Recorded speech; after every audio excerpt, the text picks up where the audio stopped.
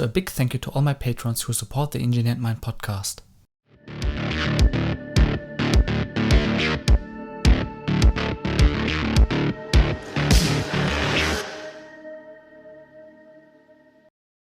Hi and welcome to the Engineered Mind podcast episode 66.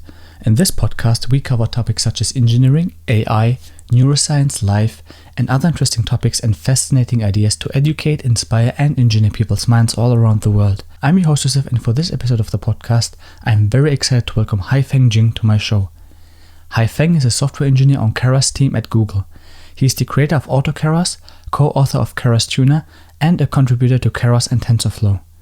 Haifeng got his Ph.D. in computer science at Texas A&M University, and his research interest is automated machine learning, short AutoML. In this podcast, we covered the principles of automated machine learning, AutoML algorithm choice, how AutoML works under the hood, advantages but also limitations of AutoML, Haifeng's book called Automated Machine Learning in Action, and much more. For updates on upcoming podcast projects and videos, make sure to follow me on Twitter as well as on Instagram. To join my weekly newsletter engineeredmind.sh where I share exclusive content, visit yusuf.substack.com. And now, ladies and gentlemen, here's my podcast with Haifeng Jin. Hey Haifeng, welcome to my show. Oh, thank you. Thank you for inviting me. I'm very excited and honored to be here with you. Thank you so much. I'm also very excited and honored to have you on my show. Today we will talk about automated machine learning and kind of talk about the differences between the classical machine learning approach and automated machine learning. But before we jump into the very interesting topics of automated machine learning, can you give us like a 1 minute quick bio?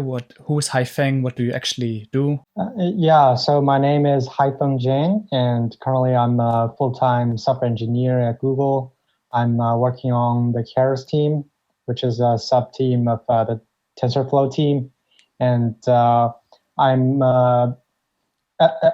contributing to the Keras project, and at the same time I'm responsible for the AutoML stack of this Keras and TensorFlow ecosystem, which mainly the project of Keras Tuner and AutoKeras, mainly these two projects, and also I am co-author of the book of automated machine learning in action, with many publications. Very exciting. And to everyone listening to this podcast, I will put a link to Haifeng's book, which he wrote with another colleague, down in the description. You'll get a 40% discount code. So make sure to check it out. It's very beautifully written, and we will talk about the book today. What I want to talk about maybe as a first question, what's the main difference between classical machine learning approach and automated machine learning? So automated machine learning is kind of partly automated the manual work that in traditional machine learning. In traditional machine learning, they usually have very high standards and threshold for the practitioners. They need to know those algorithms and to need to understand all those math in order to design and implement a good model. But automated machine learning automates some parts of the selection of the models and tuning of models and training of models. So they're kind of lowering the threshold and the requirements for a practitioner to adopt machine learning as their solution. Mm-hmm. That's beautiful. That means basically someone like a doctor who has maybe no background or a little background in machine learning could use something like AutoML to include maybe in cancer treatment, things like that. Yes, that's true. That's beautiful. Could you maybe walk us through maybe how the pipelines differentiate between classical machine learning and auto machine learning? Is there like a difference between like how you build the pipeline, the machine learning pipeline? So automated machine learning aim to give different people with different background with the most suitable APIs and tools for them. So for example, there's a complete beginner in machine learning. They can build a pipeline without actually specifying any parts of the pipeline. They just provide the data set and tell the library what their task is, like a classification, whether it's positive or negative, like two-class classification. Then the AutoML system will build this pipeline based on trial and error and evaluations, to try to build different pipelines for them and evaluate on their data set provided and try to select a good pipeline for them. But for more advanced users, they probably already have a rough idea like what kind of pipelines they're looking for. And in this situation, they can just to give a high-level specification, like what modules they would like to use. For example, normalization and data augmentation. But they don't really need to specify all the operations in that data augmentation steps. Or they want to use feature engineering. They don't need to manually feature engineer every column of the data in order to create new features or select some good features. But they only need to specify the high-level modules they want to use. And then after building this pipeline with these modules, there were a lot of details to specify. But these details will, again, left to the AutoML system to decide and select based on the dataset and models and evaluations. I see. It's very good that you also mentioned feature engineering. Like, what kind of things can you adapt in the AutoML pipeline? Let's say, for example, a doctor comes, has kind of images, like wants to do convolutional neural network architecture, has maybe no idea how to build it from scratch.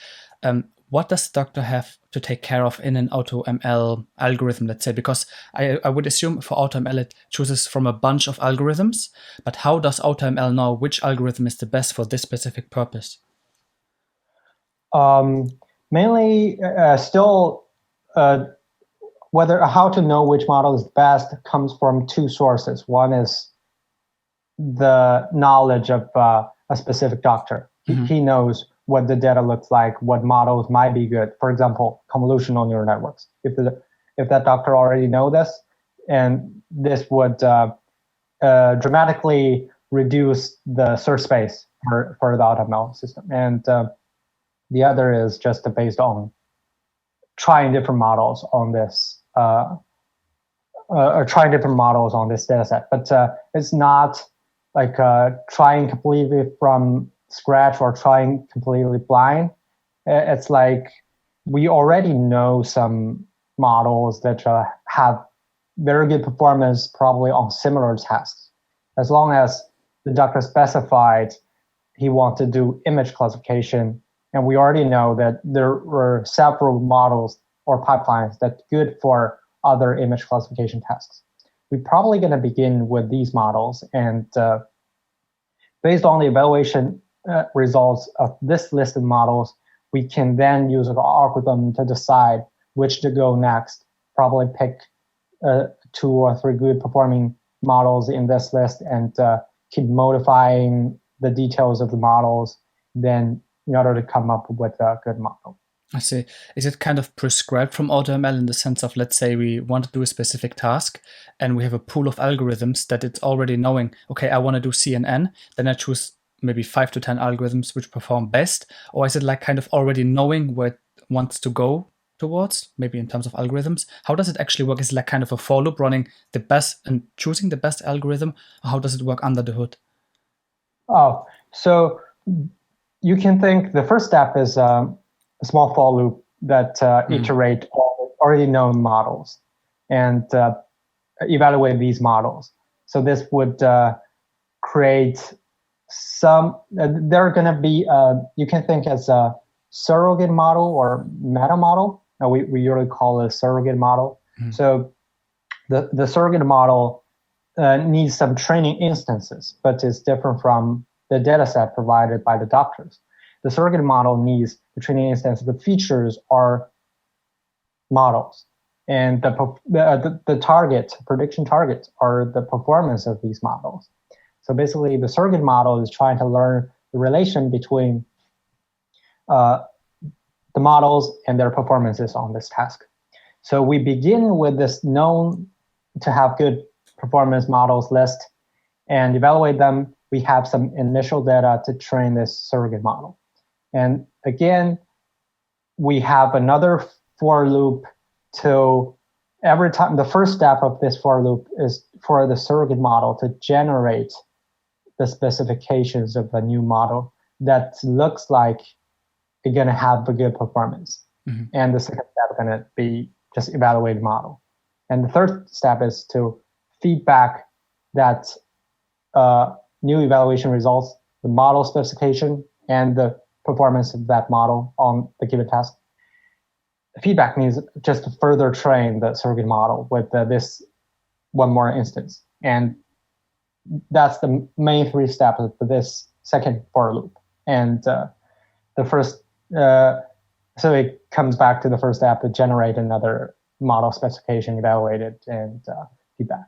Yeah, that's beautiful. So I have to be honest, like I didn't know about AutoKeras before this podcast when I invited you. So it's kind of for me a relatively new thing. So there is from the approach on how you tackle AutoMLs, basically you have the search space, the search strategy of algorithms, also the performance evaluation, which you also described answering the last question. How is this something your team is actively working on, like how to make this faster in terms of search space, the strategy, and also performance evaluation?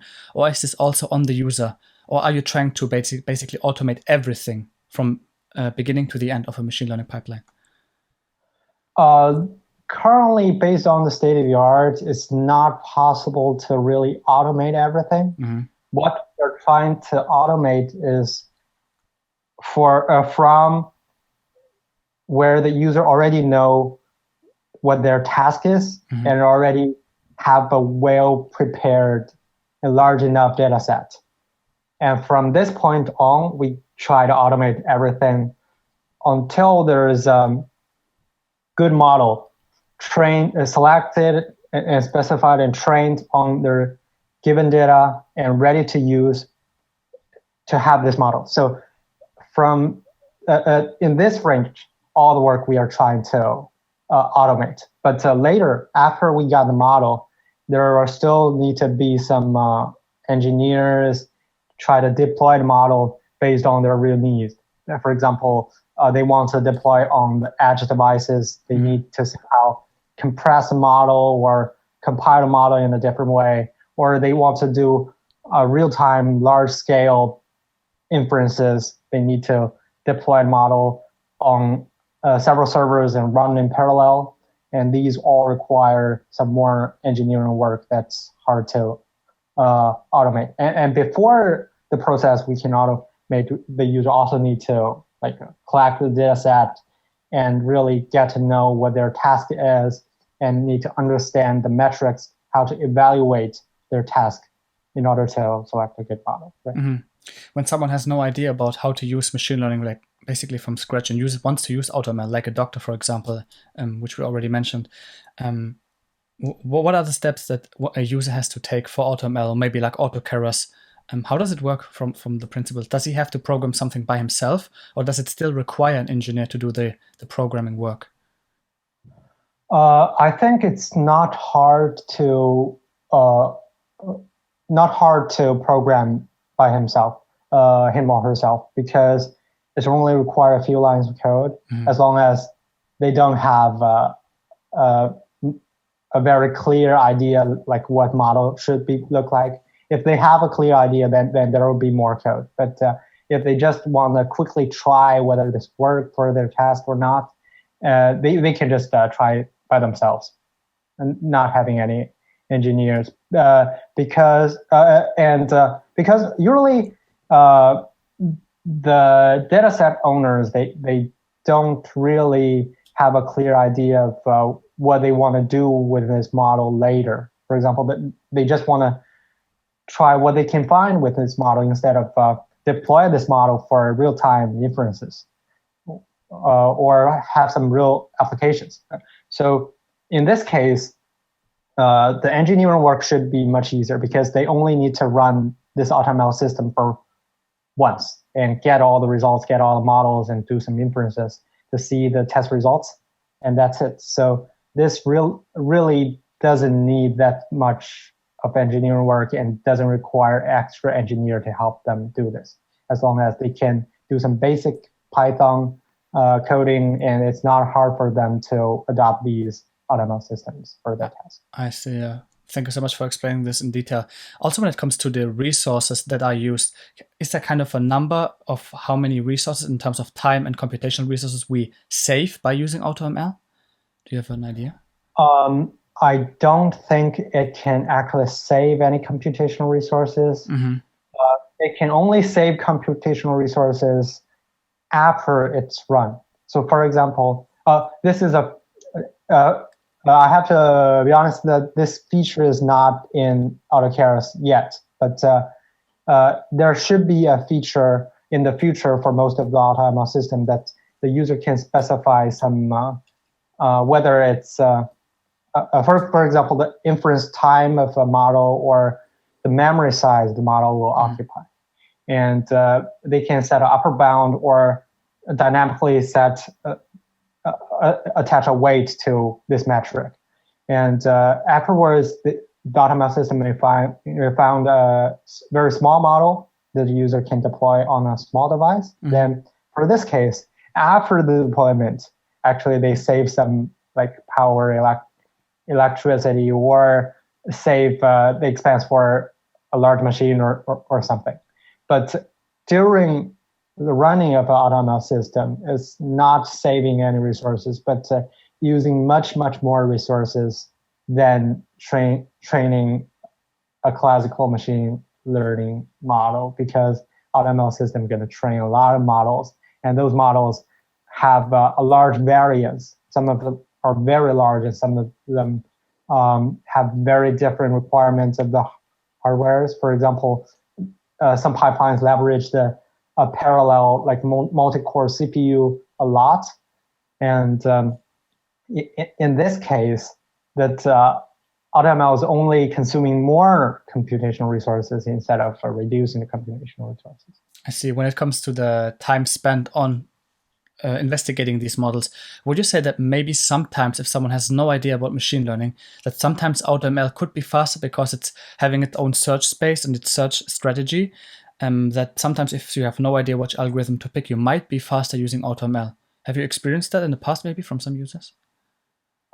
Yes. So if you count the time for the user to learn the machine learning algorithms and all those knowledges before they develop their own machine learning model, then AutoML is definitely much faster, because learning definitely takes longer, usually months, in order to for one to be able to build a basic but good machine learning model for their tasks. And AutoML definitely won't take that much time to run for a single task, as long as you have a reasonable computational resource. I see.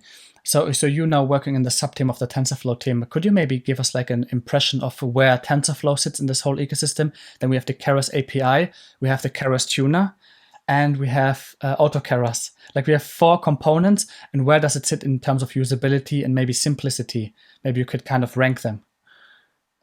So for TensorFlow, TensorFlow itself is like a solid foundation for this deep learning applications or system. It can do automated differentiations and also deploy in various environments with all the corresponding libraries like TensorFlow Lite, TensorFlow.js, for the user to deploy their model in various environments. And also capable of various tensor operations like multiplication or reduction, a lot of things, a lot of tensor operations that TensorFlow can do. But in terms of building, quickly build a machine learning model, like deep learning model, a deep neural network, usually if you always using these low-level tensor operation APIs, it's not very efficient for an engineer. So they usually want to have some high-level APIs, like whenever they specify a fully connect layer, they don't want to write like a matrix multiplication and add the bias and everything by themselves. So Keras provide this high-level API. They can just write dense, which is a class, initialize this instance and pass the parameters they want to use, and then a layer is ready to use. And so Keras is based on TensorFlow to encapsulate those low-level tensor operations into a high-level API that make the user have shorter learning curves and short code to develop a deep learning model. Mm-hmm. But it doesn't really limit the user ability to define arbitrary models. But the logic behind Keras is to let the user only learn what they need. At first, they don't need to learn much, just specify all the layers they want to use, only names and parameters, and then the model is ready. Mm-hmm. But some users may want to have something more customized, like they want a layer, a completely new layer doesn't exist before. And so they can learn how to subclass the layer class, base layer class. And for example, they want to use a custom training loop for the model. Then they can override some functions in that model class. And so as long as they want to implement something more customized and something more complicated, they can gradually learn how to use this library and various features of this library. They don't have to learn everything up front. So that's the logic behind how we design this API. And after that, we will introduce the dimension of time for the engineer to develop a solution. So usually the engineer is going to try different models and tune the different hyperparameters, like the learning rates and the number of layers, the number of neurons in each layer. And so through time, the engineer is going to try a number of different models and see whether these how good these models perform, and in order to select the best model. And this process is like a loop, keep trying different models. And Keras Tuner is trying to automate this loop. The engineer, instead of directly building a model, but the engineer going to write a function, build a model with all the hyperparameters. For example, originally you write for I in range 3, then it's just going to be 3 layers. But now for I in range hyperparameter dot something like from 1 to 8, then it's going to be a hyperparameter used in this place. And so the engineer are going to use these hyperparameters to build a model. And actually, it's not a model, but a space of models when the engineer use these hyperparameters to build a model. And Keras Tuner are going to use this function to generate a lot of models and evaluate them. And of course, based on some algorithm in a smart way to explore this search space and finally pick a best model for the engineer. But in this process, the engineer have to have enough knowledge to know what the model looks like exactly, like each layer and each hyperparameter, and they need to have a rough idea, like the range of each hyperparameter. So this rather have a very high requirement for the user. Mm-hmm. And but AutoKeras is based on Keras Tuner. We have some predefined search spaces. We already know that we should use convolutional layers for image classification. So we built a pretty good search space for these convolutional neural networks. So the user doesn't have to build this space for themselves. The user doesn't have to write hyperparameters or something in order to build them. So the AutoKeras is going to, again, encapsulate this Keras Tuner API into something extremely simple. The user don't really need to specify anything, but only pass in the data set and the task. This was, Haifeng, beautifully explained. I really much appreciate it. This was perfect, beautiful, and we can, I think, extract this as a clip log when people want to know the difference between TensorFlow and all these other things we mentioned. So I really much appreciate it. When it comes to classical machine learning and AutoML, what are the limitations of classical machine learning that maybe coincide with the ones from AutoML, or does AutoML have some own limitations? First, AutoML is definitely limited by the limitations of classical machine learning, because AutoML doesn't doesn't really leverage any models that outside of the traditional machine learning scope. But there, in research, when people try out AutoML, some people are trying to let AutoML to design completely new models. But even in those cases, those new models are still based on the traditional primitives. They use these primitives to build the new model. Still doesn't totally jump out of the scope of traditional machine learning. So it's definitely limited by all the limitations of traditional machine learning, like they have to rely on a very large data set, and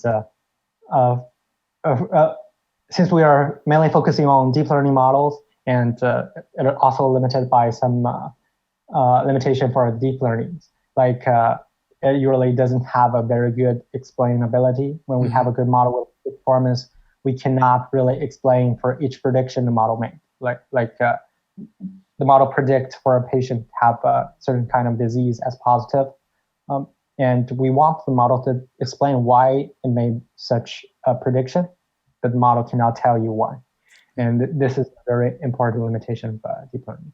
And AutoML definitely limited by these limitations, but there were some more limitations to AutoML. The most important one is like, for example, feature engineering. This is somewhere the limitation is most obvious. For example, you do a Titanic data set, but you compete on Kaggle. Many people know this data set. It's like provided some features of the passengers of the Titanic, and we want to predict whether this passenger survived or not in the end. And this data set, if you want to have a good performance on it, you have to do some feature engineering, right? Like drop some columns and create some new columns based on the existing columns. And in that way, you can then you have a machine learning model come in to train on these new features. And this feature engineering process would actually require a lot of understanding of the meaning of these columns.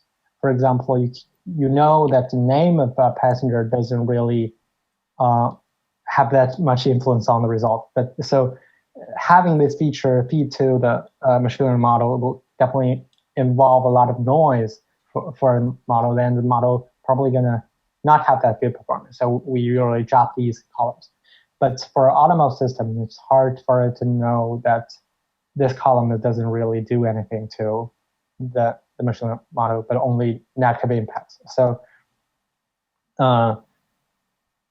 this limitation is some parts of the pipeline requires a deep understanding of the data set and the problem, usually domain knowledge from human experts in that field.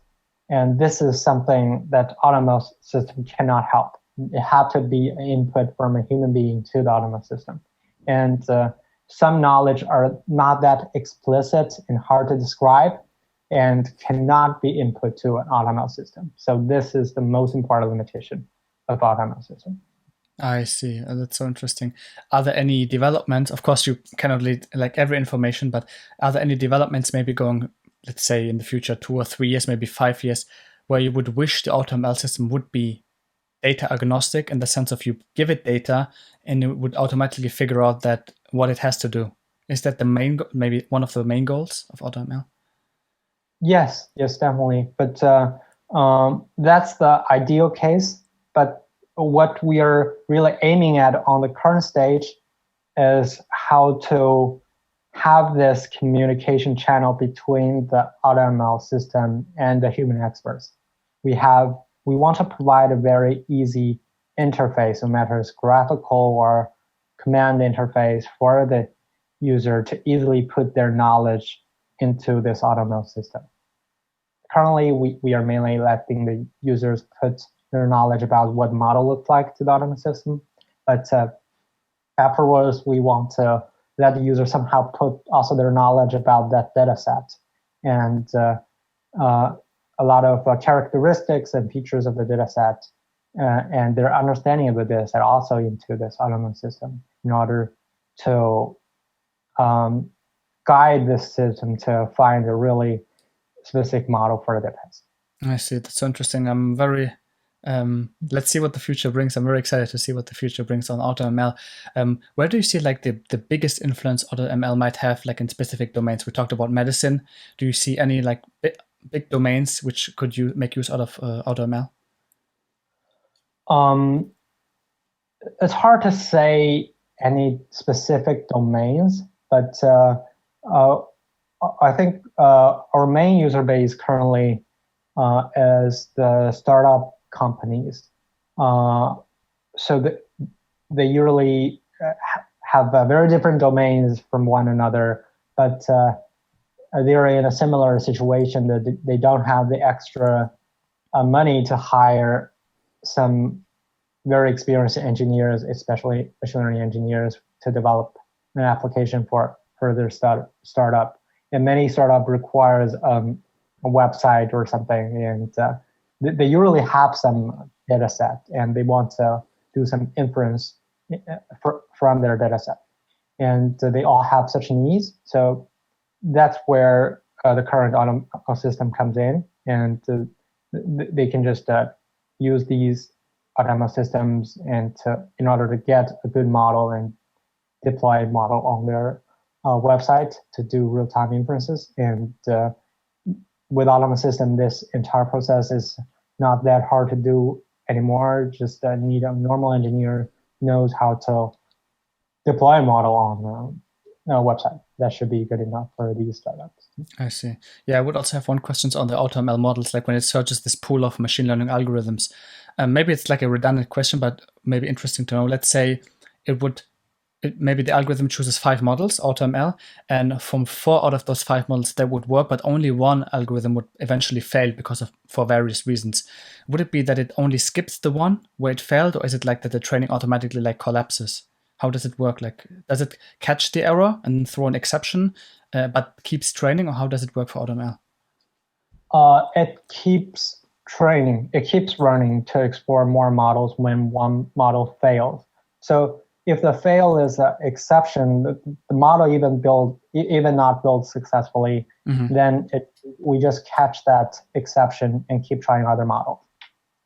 And if that model built successfully but have a very poor performance on this data set, that could be a result of various reasons. We are not sure whether we are not 100% sure that it's because it's a bad model for this test. So it's not likely we're going to explore similar models for this model anymore, but there's still a probability that we'll come back to a model similar to this model just to try again to see if a similar model to this one is going to have a good performance on the test. It's based on algorithm and probabilities. So that's are the 2 cases. Is it then something like a recommender system, like we know from Netflix, for example, that it gives the user some kind of guidelines on maybe try model XYZ? Does it work like that, or is it in development still, that it gives some recommendations, like active recommendations to, let's say, the graphical user interface? Currently, we don't have a graphical interface. The graphical user interface have to developed by the user themselves. We integrated with TensorBoard. Yeah, okay. We can use TensorBoard with Keras Tuner and AutoKeras. But that's not for that's for the users of our libraries, but not the users of the end applications, right?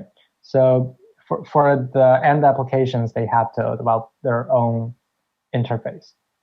Or for example, they want to serve this model with a REST API or a protobuf. They have to write their own code to do these. Yeah. And these libraries we build are just for building and training models. Yeah, I see. But is it also possible that AutoML gives kind of a recommendation? Let's say one model fails and you actually don't know why, and based on probabilities and statistics in general, that it would tell the user maybe try another algorithm? or suggesting another algorithm from this whole search space? It would not. So that requires, that's a very interesting direction to explore. Definitely, it's going to be useful for some tasks. Because it's hard to really express like what model should be good. It's hard to convey this message from which contained some matrix in the surrogate model to a human readable message to the user. This is the most hard challenge in doing this feature. And but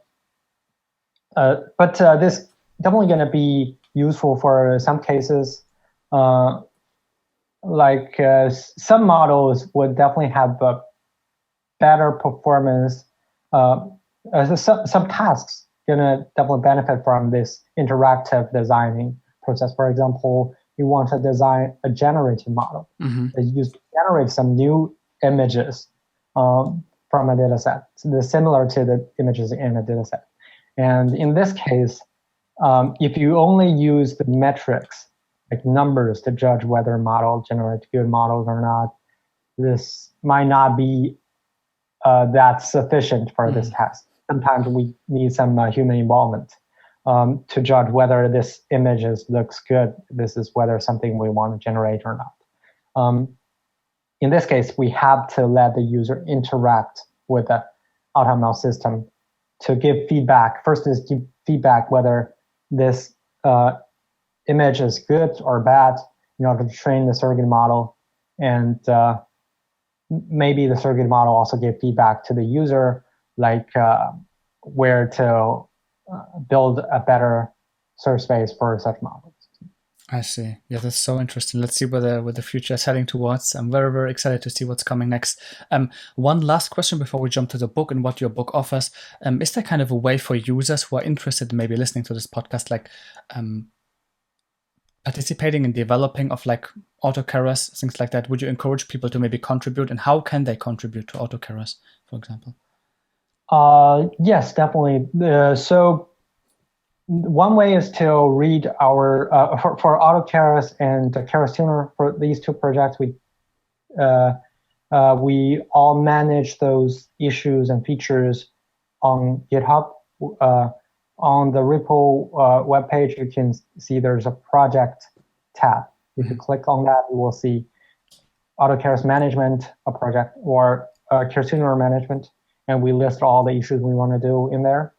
And one way is just if someone want to contribute, you can definitely read through those and pick one that that is good or suitable, they find it interesting. And another way is just contact me on Slack.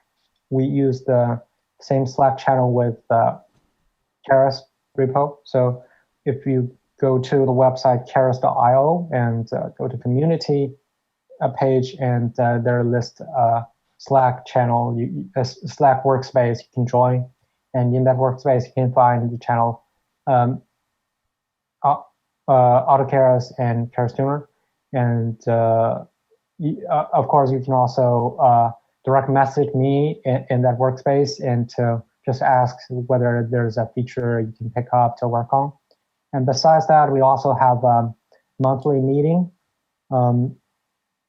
that you can find on the AutoKeras website. And it's a Google Calendar. You just subscribe to it and will appear on your Google Calendar. And how monthly, we try to coordinate the time zone, different time zones, cover Asia and Europe and also America, and to let everyone in different time zones can join. And that's the main ways. But I suggest, what I mainly suggest is get contact with the team first before you actually working on any of the features. Mm-hmm. Interesting. Thanks for sharing. Of course, we cannot end the podcast by you talking about the book that you have published via Manning Publications. Can you give listeners to this podcast kind of an insight? What projects will they be working on when they get your book? What can they expect? So they will be able to work on some real-world data sets, and including different type of tasks, including natural language processing and computer vision tasks, and also traditional tabular, or you call it structured data sets. And while working on these data sets, they will build a machine learning model on them with the very low-level machine learning libraries like TensorFlow and Keras, and also with high-level automated machine learning systems like Keras Tuner and AutoKeras. And they will learn during this process. They will learn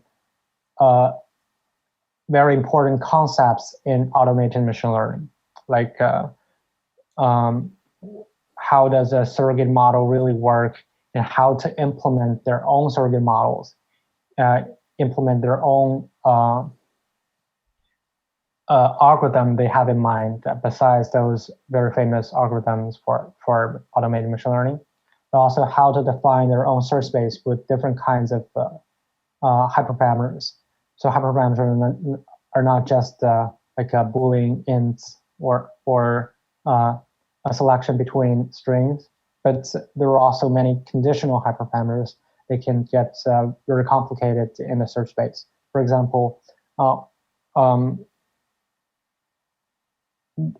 parameter can be the number of layers in a model, and we also have a parameter for each layer, the number of neurons in each layer. Then the first hyperparameter is going to decide how many hyperparameters come later in the model. So there are a lot of different situations while you build a search space. And also we're going to introduce how to scale up this automated machine learning process, because an automated machine learning system usually consumes more computational resources than traditional machine learning systems, because AutoML use to train tens or hundreds of models in order to select the best one. So we also help you how to scale up this process to run on multiple machines, multiple GPUs, in order to accelerate the process. Also, for large data sets, so for toy examples, for like Titanic data set, we really loaded all at once into the main memory, and all the data are reading from the main memory. But for very large data sets in real world applications, they can be hard to store in memory or even on a single disk.